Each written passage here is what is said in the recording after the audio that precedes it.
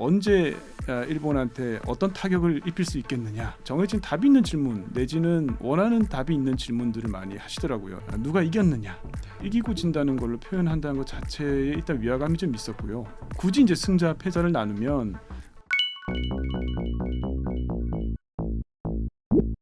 안녕하세요. 안녕하세요. 네. 다양한 지식을 즐겁고 재밌고 달콤하게 소개해드리는 지식 OS의 손민규입니다. 네. 네, 김선준입니다. 오늘은 지금 다시 일본 정독이라는 책을 주제로 이창민 교수님을 모시고 이야기를 한번 해보도록 하겠습니다. 안녕하세요. 네, 안녕하십니까. 네. 예, 한국의 이창민입니다.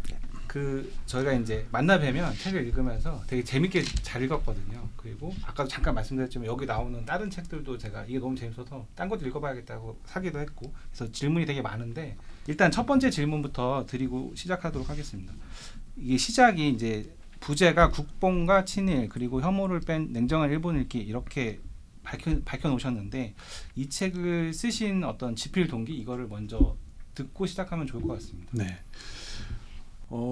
이제 저 같은 경우는 한국에서 대학을 나오고 이제 석사, 박사 1년 차 때 이제 일본으로 유학을 가서 이제 거기서 이제 석사, 박사를 하고 또 직장 생활을 하면서 한 10년 정도 거주를 했습니다. 그렇게 하고 한국에 이제 대학으로 이렇게 옮겨서 왔는데 처음에 이제 주변 사람들이 걱정을 많이 해줬어요. 이제 한국의 이 분위기라는 게 있기 때문에 그런 이제 좀 민감한 이슈에 이제 휘말려 들지 않게 조심해라, 뭐 이런 이야기를 많이 들어서, 그래서 이제 굉장히 이제 조심스러운 태도를 취하고 있었는데, 다행히 이제 전공이 경제학이다 보니까 사실 뭐 경제학이 한일 간의 민감한 사안에 말려들 일이 별로 없었거든요.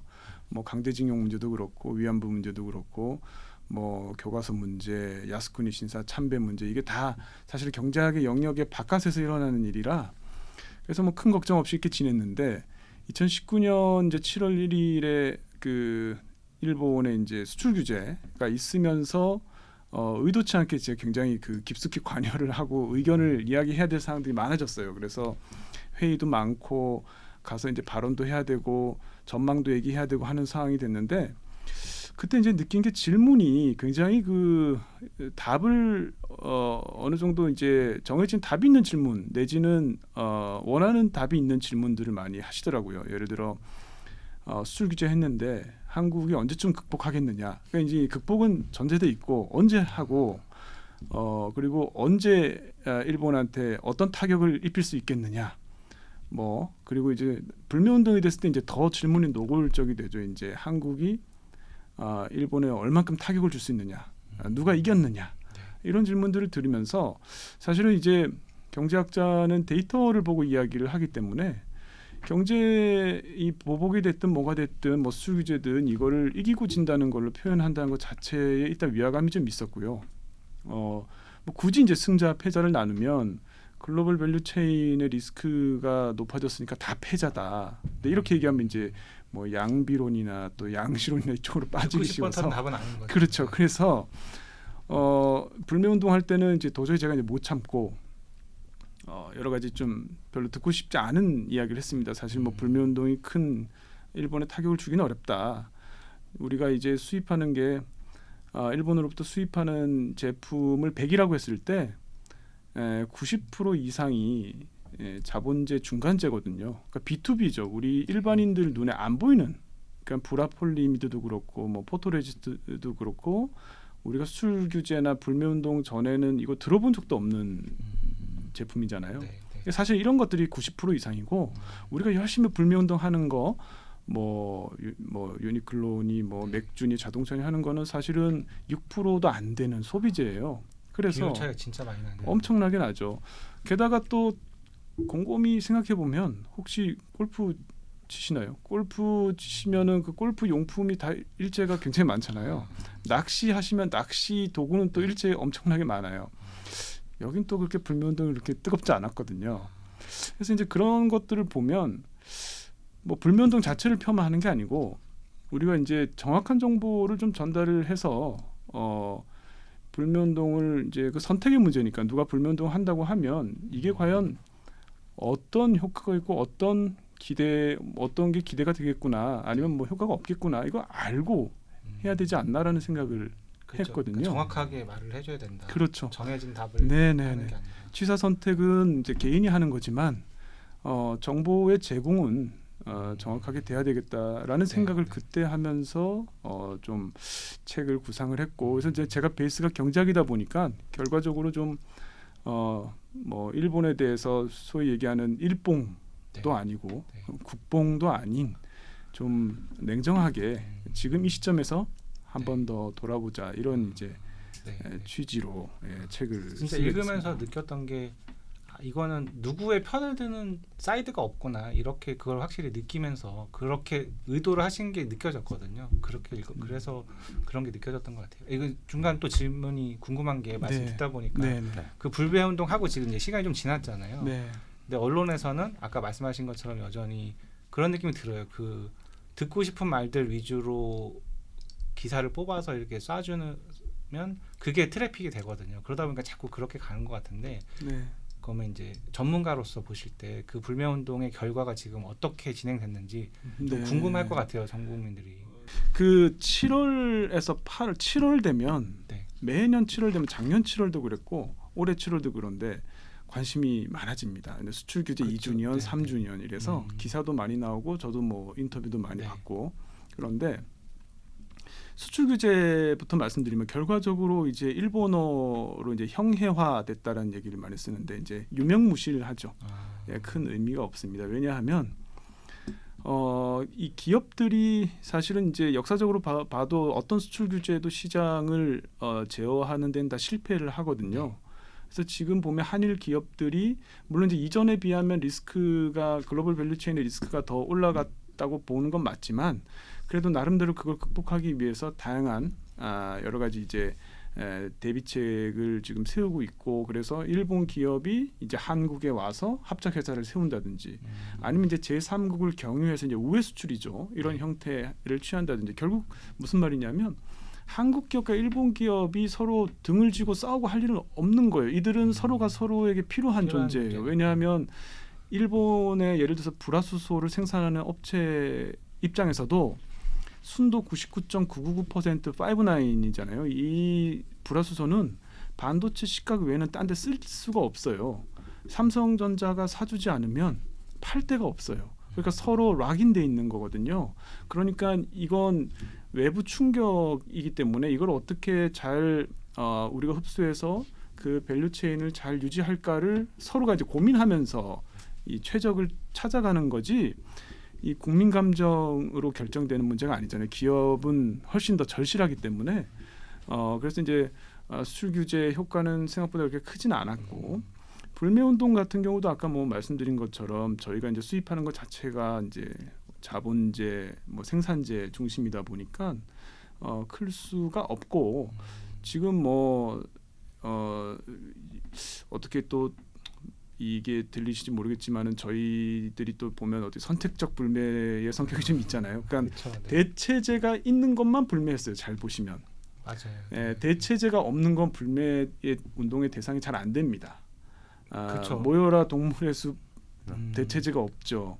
저기 카메라도 소니. 예. 네, 뭐 그런 낚시에서 쓰이는 도구 이런 거는 야 이거는 도저히 그쵸, 네. 대체할 수 없다라고 하는 거는 불매운동의 대상 자체가 아니죠. 그런데 맥주가 왜 불매운동 대상이 되기 쉽냐면 제작을 그 하면서. 그렇죠. 요즘에 뭐 외국 맥주 묶어서 4개 뭐 10,000원 뭐 이렇게 하는데 거기서 번들해서 일본 맥주가 하나 빠진다 그래서 크게 뭐 문제가 있는 건 아니잖아요. 그래서 대체제가 그게 뭐 나빠서 또는 뭐 이중적이라서 우리나라 사람 그런 게 아니라 당연히 그렇게 될 수밖에 없는 거예요.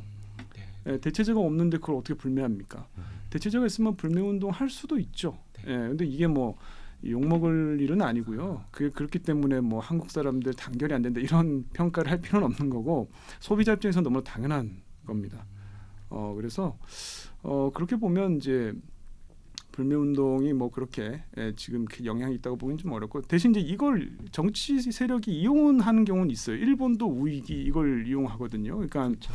한국이 불매 운동 했지만 거봐라 몇 년 안 가서 일본 없으면 못 산다. 의존도가 여전히 높다. 이런 식으로 이용하고 또 우리는 우리대로 또 정치권에서 이제 반일이 이제 저희 치트키거든요. 이 정권마다 이게 보수 진보 할 것 없이 항상 써왔습니다. 이명박 대통령도 마지막에 독도 상륙하면서 어떻게 그 반일 대우를 좀 형성해 보자 이거를 좀 했고 어느 정권이나 이 이제 치트키이기 때문에 이건 이제 양쪽 제 경제학자 입장에서 보면 양쪽 그 정치 세력 그 뭐랄까 반일 혐오 감정을 이용하려는 세력 자체가 문제지.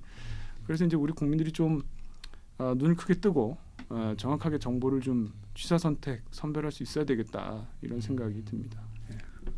그러니까 사실 저희 방송도 뭐 2년 전에 없긴 했지만 지식OS가 2년 전이었다면은 이 책을 주제로 하기가 좀 힘들었을 것 같습니다. 왜냐하면 그 당시에는 한국에서는 모두 반일했었고 일본에서는 또 일본대로 혐한을 했었는데 지금은 그 분위기가 약간 가라앉은 상황에서 당시 우리는 왜 그렇게 싸웠을까에 대해서 생각해보는 시간을 충분히 보낸 것 같고요.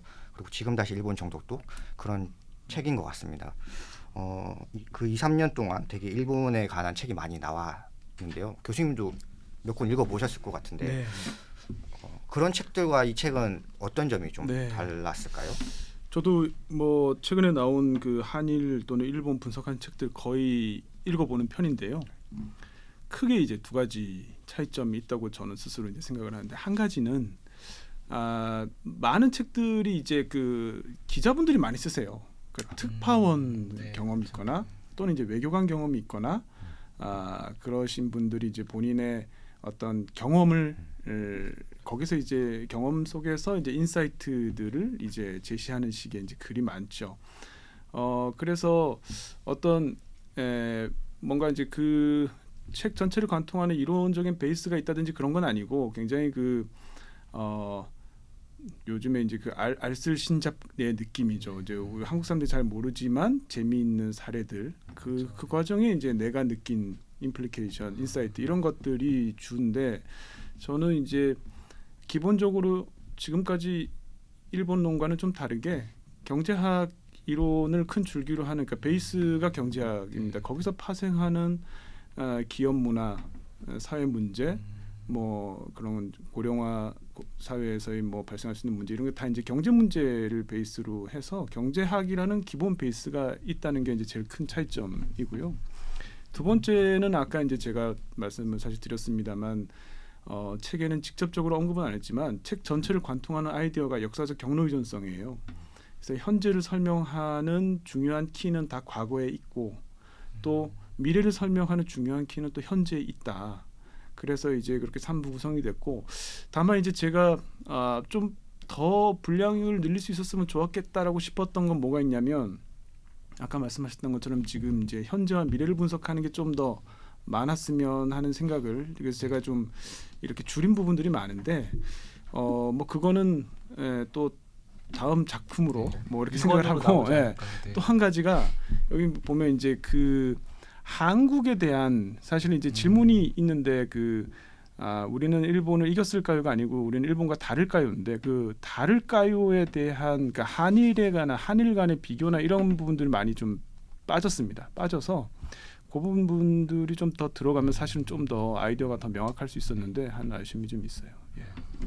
책을 읽으면서 제일 좋았던 것 중에 하나가 제가 이제 제 생각을 깨는 걸 되게 좋아하거든요. 근데 이게 좀 그런 게 좀 많았어요. 그러니까 제가 알던 일본과 여기서 얘기해 주시면서 이걸 들으면서 그러네 이런 게 원래 이랬을 것 같은데 내가 너무 한쪽으로만 봤구나 이런 게 좀 많이 있었어요. 그러니까 뭐 예를 들어서 그 에도 상인들의 독점권 영업권이 당연히 우리는 그냥 상식으로 알고 있는 게 혈연 관계로 이렇게 내려갔다 그냥 이렇게 물려줬다 이렇게 알고 있는데 그거를 이제 매매가 반이었다 뭐 이런 걸 나오잖아요. 네. 그런 것처럼 그런 사례들을 이렇게 많이 알려주시는 게 되게 좋았는데 요런 좀 대중적으로 좀 사람들이 많이 잘못 알고 있는 사례를 한 두세 개만 좀 소개해 주시면 좋을 것 같습니다. 일단 뭐 책에 나오는 사례 중에서 몇 가지 말씀드리면 지금 이제 에도 상인 말씀하셨으니까 에도 상인 관계 관련해서는 우리가 이제 일본 사람들 하면 이제 대를 이어서 하는 우동집 그래서 뭐 그쵸, 대대로 뭐 할아버지 정도가 아니고 그러니까 저희는 이제 3대만 해도 그죠. 근데 일본은 뭐 10몇 대 뭐 이렇게 하는 집도 많잖아요. 그래서 굉장히 그 장수하고 그런 이미지죠. 기업이든 상점이든. 그런데 제가 이제 이 에도가 이제 도쿄거든요. 도쿄에 있는 상인들 데이터를 가지고 다 전체 평균을 한번 구해봤더니 이게 평균이 한 15.7년밖에 안 돼요. 생존 연수가. 진짜 짧네요. 우리가 네. 아는 거보다 우리 막 네. 몇백 명씩 됐을 그렇죠. 줄 알았는데. 그러니까 이제 중간에 망한 상점이 엄청 많은 네. 거죠. 근데 우리는 왜 그런데 몇백 년 됐다고 생각하냐면 몇백 년 돼서 살아남아 있는 상점들만 우리 눈에 보이기 때문에 그렇죠. 사실은 그렇게 된 거죠. 그래서 대표적인 게 이제 미쓰이가 그렇거든요. 네. 미쓰이가 일본의 대표적인 상인 거상 가문이고 지금은 이제 구재벌, 지금도 미쓰이 이름을 쓰는 기업들이 많이 있죠. 그래서 이 재벌 연구를 하는 사람들도 많고 또 자료관도 굉장히 많아요. 자료도 엄청나게 많고 아마 미쓰이로 학위 받은 사람들만 수백 명 될 겁니다. 그 정도로 연구가 책도 많아요. 엄청 많고. 네, 그렇다 보니까 그 미쓰이 가문의 그 상인 거상 가문의 역사가 그대로 일본 상인의 어떤 이미지로 치환이 됐어요. 착각하는 거네요. 그렇죠. 일본 사람들조차도 그렇게 알고 있고요. 그래서 이제 책을 보면 전부 내용은 다 미쓰이 가문에 대한 이야기예요. 근데 끝에 가면 그래서 일본은 상인은 이렇게 오래 생존했다로 끝나거든요. 네, 네. 그래서 결국 이제 책에서도 제가 이야기하고 있습니다만 에도 시대 상인을 연구하는 거는 고고학에서 이제 뼈를 가지고 그 공룡 뼈 가지고 공룡 모습 그리는 거나 그렇죠. 똑같거든요. 지금 이제 코끼리 뼈 주고 코끼리 한번 그려봐라 그러면 아무도 코를 못 그린다고 하더라고요. 그렇죠. 코에는 뼈가 없으니까 네, 네. 다 자기가 그린 동물을 보면 이상한 동물이 이제 되는 거죠. 근데 지금 사실은 에도 시대 상인에 대한 연구가 그런 식이거든요. 몇 개 남아 있는 자료만 가지고 전체 상을 그리니까 굉장히 왜곡이 많이 발생을 하는 거죠. 그다음 또 한 가지는 저는 이제 지금도 이렇게 일본 문화 강의하시는 분 얘기를 들으면 깜짝깜짝 놀랄 때가 있는데 종신고용 같은 경우 그 종신고용이 이제 장기고용이죠. 강연을 가면 그 일본 문화 강의하시는 분이 일본의 굉장히 그 의리를 중시하고 신의를 중시하고 일본 사람들이 그래서 그 에도 시대 그 이전에 거슬러 올라가면 주군과 사무라이 관계가 그랬다. 주군은 사무라이는 주군한테 충성을 다하고 그러면 이제 주군은 사무라이의 평생을 책임지는 이게 이때 종신고용의 뿌리다. 이런 얘기를 제가 종종 듣거든요. 새빨간 거짓말이죠. 왠지 그럴싸해 보이는데. 그럴싸하죠. 네. 이 기본적으로 일본에서 종신고용 같이 이제 장기고용이 자리 잡은 건 1940년대 이후입니다. 그래서 정착된 건 40년대고 퍼져나간 건 고도성장기 50년대 60년대예요. 1930년대로 가면 일본의 이직률 엄청 높아요. 이직률뿐만이 아니고 경제 시스템 모든 게 미국보다 더 미국 자본주의에 가깝습니다. 굉장히 그 주식 투자도 뭐 활발하고요. 뭐 노동자들의 이동도 활발하고요. 지금의 일본이라고는 전혀 생각할 수가 없습니다. 그래서 우리가 알고 있는 일본은 다 전후에 만들어진 일본이에요. 한 80년 역사밖에 안 되는 거예요.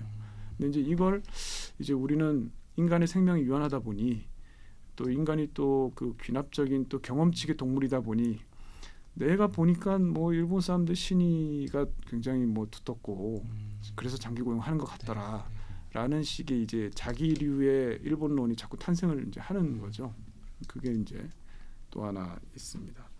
끝으로 이제 하나만 더 말씀드리면 방금 말씀드린 그 장기 고용이 일본에만 있는 건 아닙니다.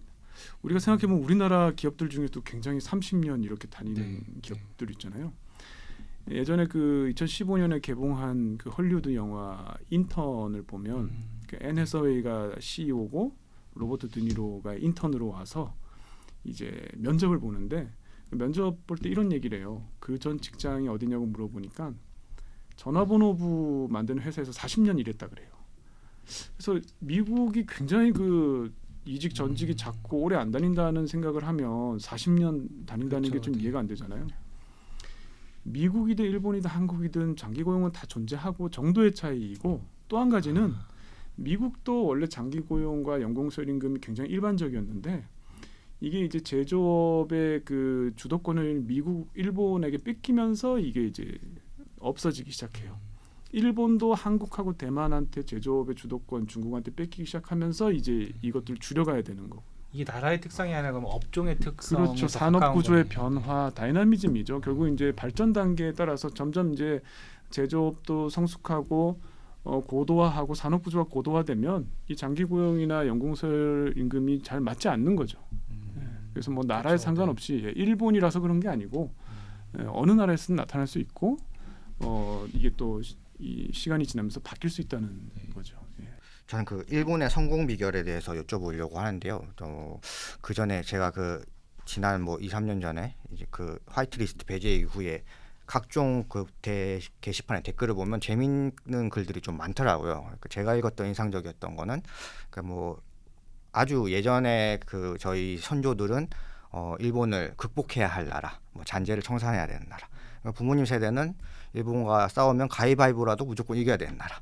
근데 요즘 젊은 세대들은 오타쿠 나라 그냥 그렇게 뭐 생각을 한다고 하더라고요. 그리고 실제로 한국에서도 책이 나온 게 일본이 선진국이란 착각 이런 제목의 책이 나왔고, 그래서 요즘 젊은 사람들은 일본이 잘 나갔다라는 걸 아는 사람은 좀 관심 있는 사람들이 아는 거고, 뭐 일본은 그냥 오타쿠 나라 정도로 생각을 하고 있더라고요. 근데 뭐 지금 다시 일본 정독에서도 다뤄주셨지만 그 일본이 어떻게 단숨에 세계 2위 당시 세계 2위 경제 대국으로 성장하게 됐는지 알려주시면 감사할 것 같습니다. 근데 이게 뭐 이유가 여러 가지 있을 텐데요. 저는 이제 제일 큰 이유 중에 하나가 냉전 구조였다고 봐요. 이 냉전 구조 하에서 일본은 이제 미국의 이제 자유진영에 속해서 미국의 비호 아래에서 자유무역의 성과를 마음껏 그 과실을 누릴 수 있었던 거죠.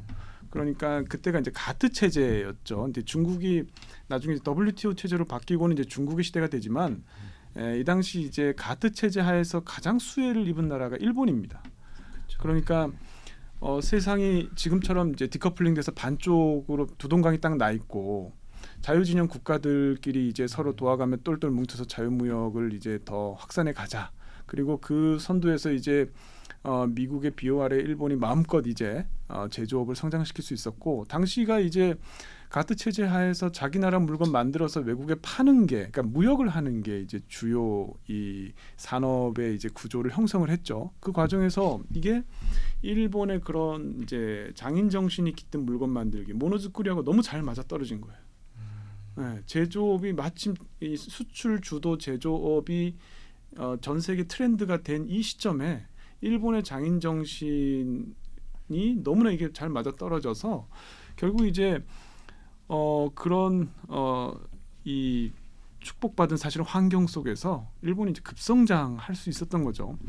그런 과정에서 이제 일본이 그 당시에 굉장히 앞서 이렇게 캐치업 하려는 그 의지가 굉장히 강했어요. 그래서 굉장히 외국으로부터 배우려는 의지가 강했고, 뒤에 아마 좀 더 설명하겠습니다만 뭐 토요타 시스템도 그렇고 일본의 그 고도 성장기까지 등장한 갖가지 그 발명품들이 전부 다 외국의 그 우수한 제품을 흉내내고 모방하고 또 만들어보고 트라이한 거에서 계속 발전하거든요.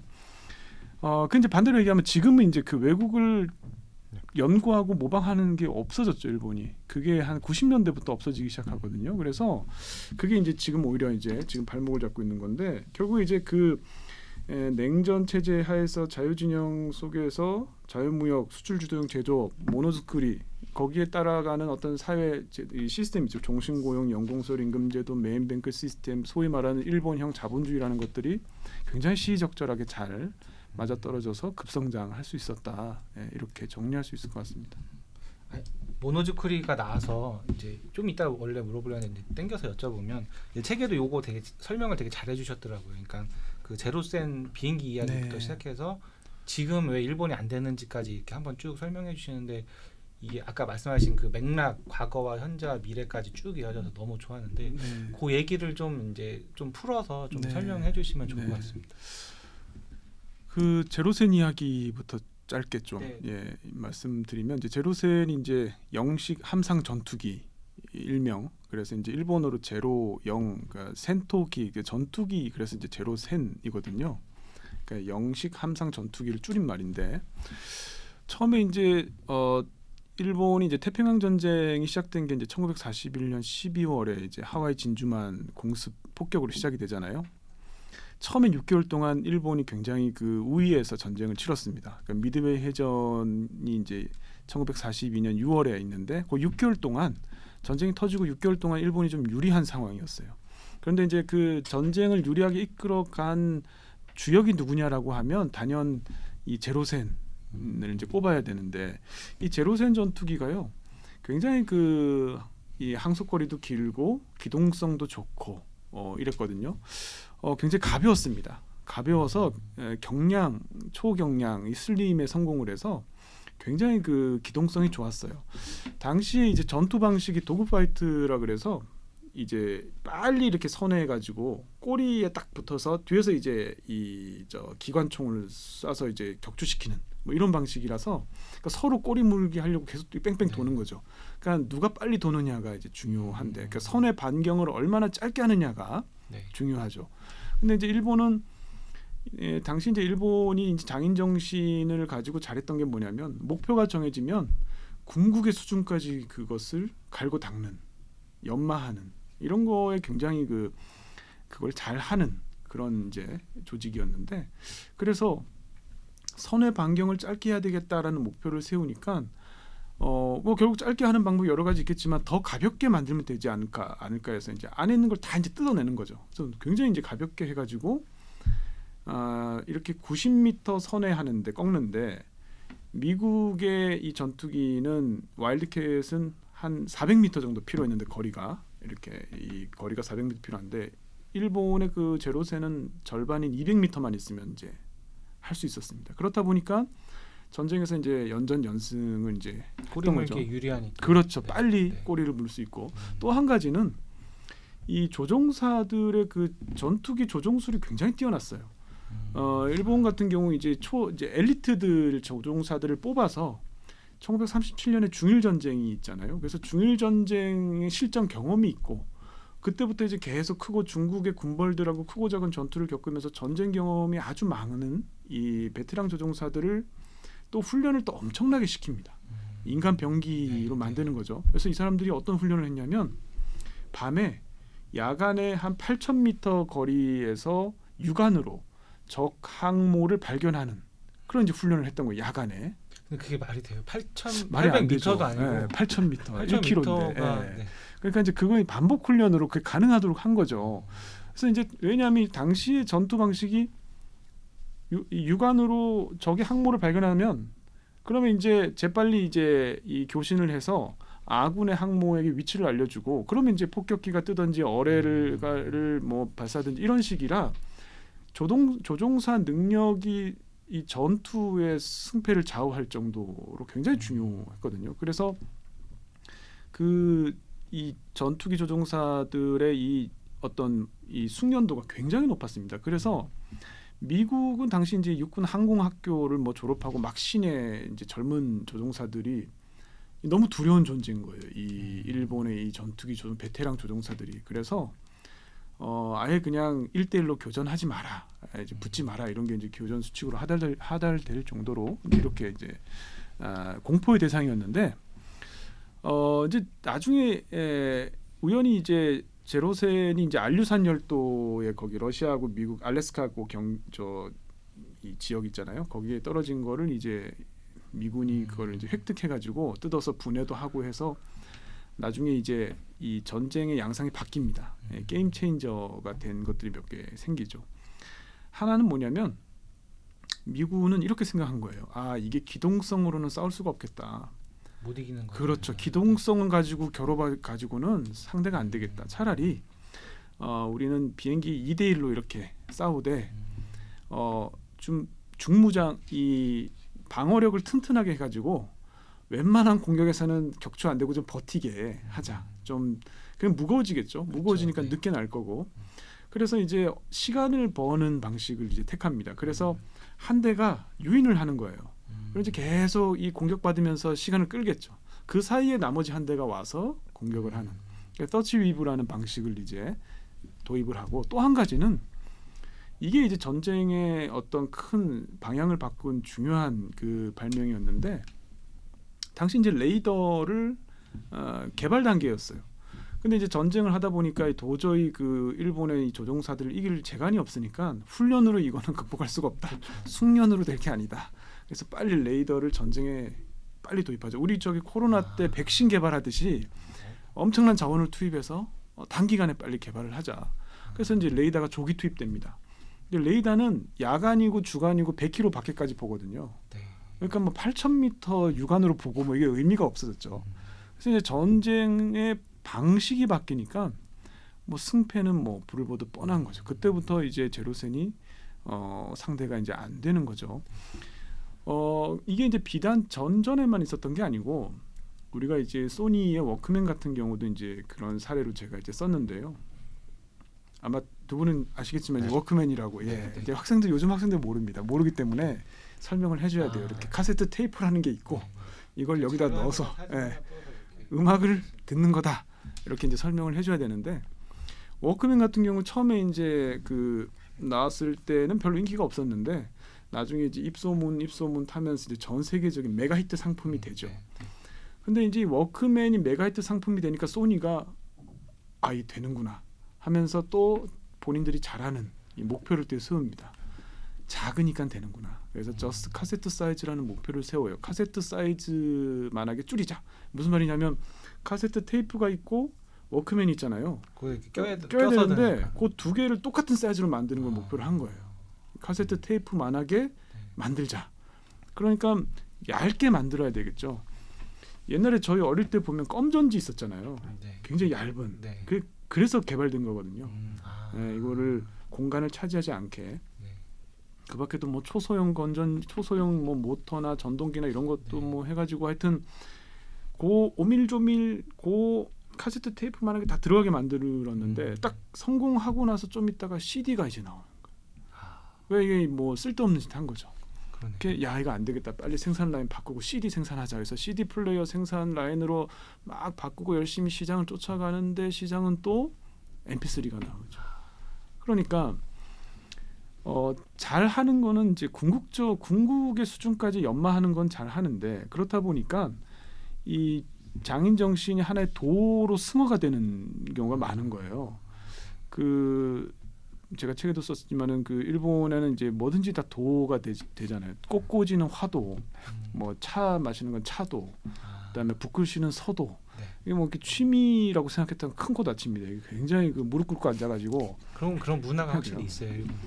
있죠. 이 진지한 문화 이렇게 일본은 미가키에서 갈고 닦는다라는 뜻인데 그런 게 있어요. 그래서 이게 이제 극단적으로 어디에 이제 재밌는 사례가 나타났냐면 2008년에 런던 올림픽 때 일본이 일본이 종주국이잖아요. 근데 유도 금메달을 잘 못 따요.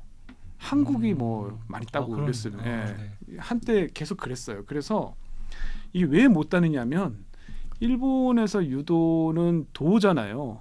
주도, 일본어 발음으로 주도인데 주도기 때문에 비겁하게 얘기하면 안 돼. 입봉해서 한판 승 딱 해야 깨끗한 거예요. 괜히 막 이렇게 반칙 네. 유도해가지고 유효 뭐 이런 거 하면 지저분한 거예요. 도가 아니죠. 그래서 큰 기술을 자꾸 거니까 이게 잘 안 되는 거예요. 이게 스포츠에서는 이게 안 되잖아요. 네. 그래서 2008년에 런던 올림픽 때 이제 이시이 사토시라는 선수가 금메달 땄습니다. 이 일본에서 금메달이 잘 안 나오다 금메달이 나왔으니까 다 축하를 해줘야 되는데 언론이 다 좀 싸늘해요. 과연 이 금메달을 우리가 기분 좋게 받아들일 수 있는가? 뭐 이런 얘기하고 그래요. 그래서 이제 인터뷰를 하는데 인터뷰하는 기자도 그렇게 물어봐요. 좀 이렇게 우리로 치면 이제 좀 비겁하게 얍실하게 이겼는데 괜찮으시냐? 뭐 이렇게 얘기합니다. 근데 그 선수가 뭐라고 얘기하냐면 그 선수가 한 번도 한판 승으로 안 올라가 32강부터 계속 얍실하게 이렇게 해서 올라가거든요. 상대방 시간 끌고 상대방의 반칙을 유도해서 뭐 유효 한계로 올라가고 이래요. 그래서 그 이시가 뭐라고 얘기하냐면 저는 주도를 한 적이 없다. JUDO를 했다. 이게 무슨 말이냐면 주도는 일본에서 하는 도지만 JUDO 전 세계인이 하는 유도는 스포츠 유도기 때문에 나는 스포츠를 한 거지 승부가 있는 스포츠를 한 거지 일본 사람들이 생각하는 그런 도를 내가 한 게 아니다라고 얘기를 해서 더 미움을 받죠. 네, 그래서 이제 이종격투기 선수로 그래서 결국 유도계를 떠나서 이종격투기 선수로 전업을 하거든요. 그래서 이제 그것만 봐도 굉장히 그 뭐랄까요 이렇게 이 연마하고 갈고 닦는 거에 굉장히 이 시간 투자도 많이 하고 또 그들이 잘할 수 있고 근데 이제 그게 이제 지금은 발목을 잡는 경우가 많죠. 지금 이제 자동차 산업도 대표적으로 이제 갈고 닦아서 할 수 있는 산업이거든요. 뭐 부품과 부품 간의 미세한 튜닝을 통해서 품질을 더 향상시킬 수 있는 산업이 자동차인데 지금 테슬라에서 나오는 자동차 보면 모듈로 해서 그런 것들이 의미가 없잖아요. 그래서 산업은 점점 일본의 어떤 장인 정신하고는 불리한 방향으로 지금 산업 구조가 재편돼 가고 있고 엄청 빨리 변하죠. 그렇죠. 엄청 빨리 변하고 있고 근데 이제 여전히 일본에서는 어떤 그 향수에 젖어 있는 거죠. 고도 성장기에 한 4, 50년을 정말 우리가 장인 정신으로 세계를 제패했었는데 이제 그런 문제가 이제 남아야 있는 거죠. 예. 그 책에도 알려주신 사례가 전기차도 극한의 속도와 극한의 아주 좋은 기능을 개발했는데 그 회사는 시장성이 없어서 망하고 그 그렇죠. 얘기도 해주셨어요. 이 전기 자동차도 처음에 일본이 굉장히 빨리 개발했거든요. 굉장히 개발을 빨리 하고 또 성능이 굉장히 좋았어요. 뭐 제로백 같은 경우 뭐 가솔린 차를 능가하고 그런데 이제 너무 비쌌던 거예요. 근데 이제 기술 개발자들한테 이 가격을 다운시켜야 시장성이 있다라고 얘기해도 이게 안 통하는 겁니다. 왜? 우리는 그게 중요하지 않다. 우리가 전기 자동차를 만든 이유는 어디서 뭘 보더라도 가솔린 자동차를 능가하기 때문에 우리가 만드는 거지. 아니 뭐 싸서 만든다, 뭐 환경에 도움이 돼서 만든다. 이거 가지고 우리는 만족할 수 없다. 모든 면에서 뛰어넘어야 된다. 그래서 계속 이걸 이제 연마해 가는 거죠. 연마하다 이제 없어진 거죠. 청산되고 회사는. 예. 어떻게 보면 융통성이 없네.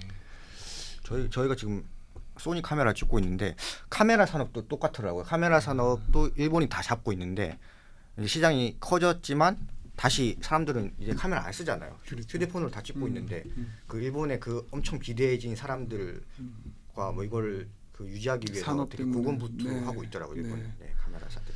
예전에 그 냉전 시기에 굉장히 재밌는 농담들이 많았어요. 그 물건 주문할 때 미국하고 소련이랑 일본에 각각 공장에 물건 주문하는데 100개를 만들어 주세요. 그런데 불량품은 3개 이하로 해주세요. 이렇게 주문하니까 미국 공장에서는 딱 그 정상적인 제품 97개 하고 불량품 3개가 딱 나왔대요.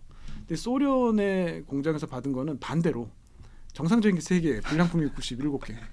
근데 일본 공장에 이제 주문했는데 일본 사람이 막 이렇게 머리를 극적이면서 이거 좀 곤란한데 알겠다 하고 나중에 이제 납품 받을 때 보니까 제품이 97개만 딱 왔다는 거예요. 그래서 이거 왜 나머지 3개는 안 왔냐?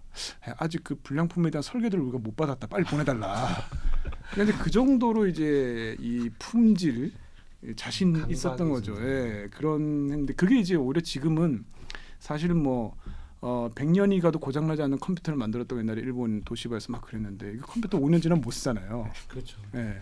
왜냐면 이제 지금 시대하고 이제 안 맞는 거죠. 그런 게. 예.